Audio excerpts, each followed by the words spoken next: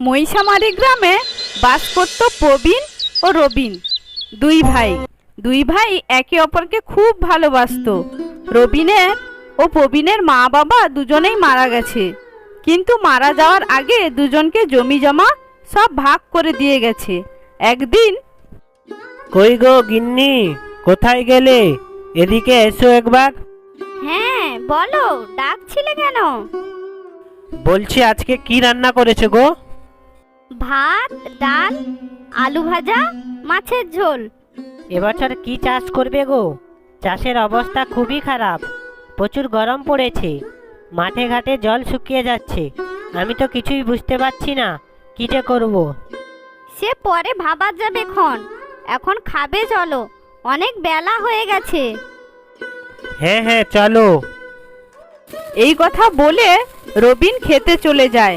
অন্যদিকে রবিনের ভাই প্রবীণ মাঠ থেকে ফিরে এসে দেখে, কই গো রত্না, দুটো খেতে দাও দেখি, খুব খিদে পেয়েছে। উফ, আজ দুপুরে যা রোদ বেরিয়েছে, পুরো মানুষ মারার কল। মাঠে ঘাটে জল শুকিয়ে দিনে দিনে কাঠ হয়ে যাচ্ছে। দাঁড়াও দিচ্ছি। বাড়িতে আসতে না আসতে চিৎকার শুরু হয়ে গেল।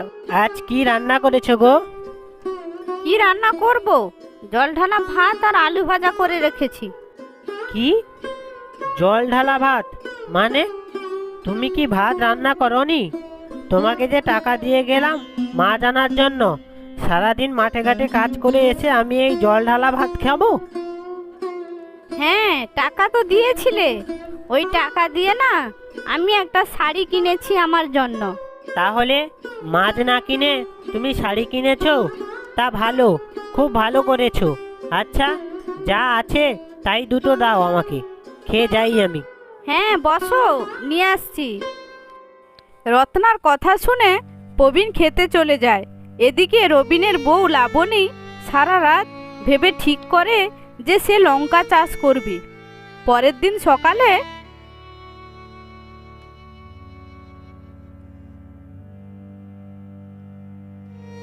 কই গো শুনছো? উঠে পড়ো, সকাল হয়ে গেছে তো। হ্যাঁ বলো। ভাবছি এবারে আমরা লঙ্কা চাষ করব। বলো তুমি কি বলছো?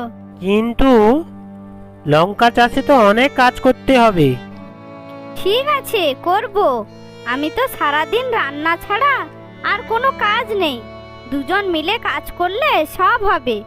লোকে বলে কষ্ট করলে কেষ্ট মেলে।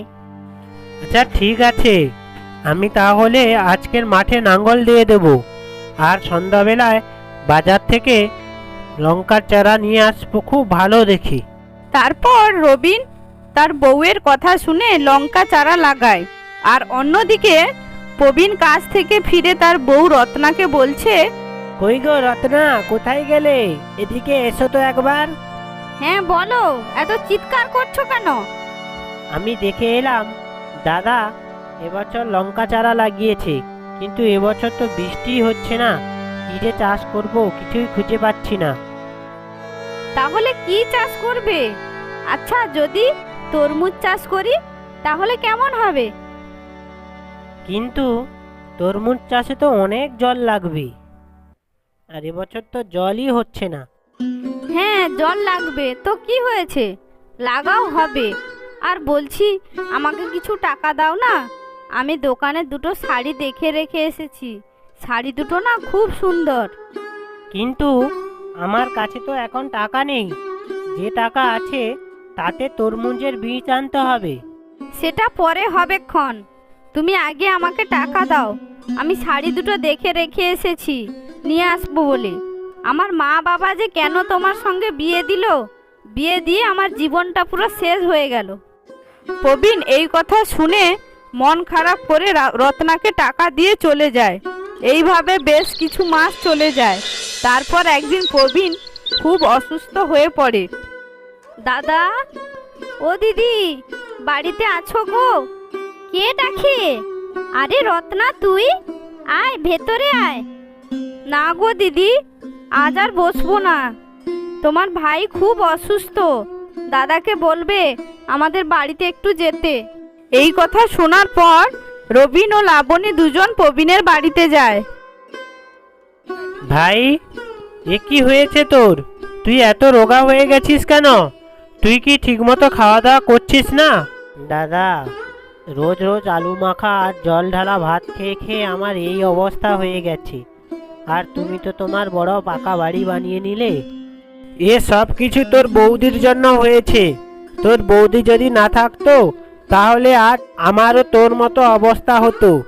কিন্তু তুই বলছিস যে রোজ জল ঢালা আর আলু মাখা ভাত খাস, কেন বাড়িতে কি রান্না হয় না? আর বলো না দাদা, আমার বউয়ের রান্না করতে আর ভালো লাগে না, কিন্তু রোজ নতুন নতুন একটা করে শাড়ি লাগবে। শাড়ি না কিনে দিলে আর রক্ষে নেই। জানো দাদা, সংসার সুখী হয় রমণীর গুণে, আগেকার মা ঠাকুমারা বলতো। তাই তুই ঠিক কথা বলছিস। আমিও তোর বৌদিকে এই কথাই বলি সব সময়, যে মেয়েরা সব পারে, সংসার সুখী হয় রমণীর গুণে।